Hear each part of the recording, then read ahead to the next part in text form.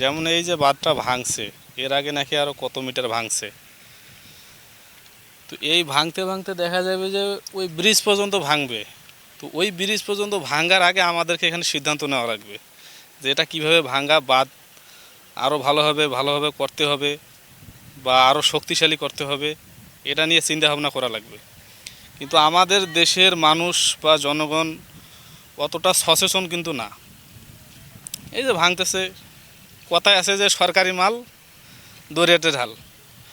তো সেই রকম ভাঙতে ভাঙতে যখন ভাঙবে, ওনারা হয়তো এ চর থেকে ও চর, ও চর থেকে ও চর, এইরকম করে ওনাদের জীবনযাপন।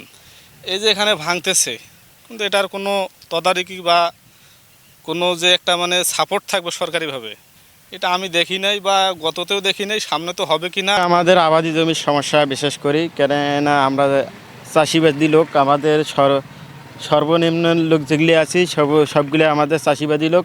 তাছাড়া আমাদের বর্তমান বাদাম বা বন্যার উঠার কারণে বাদাম টাদাম নষ্ট হয়ে যাচ্ছে, ঘরবাড়িতে পানি উঠছে, আবার নদীও ভাঙতেছে।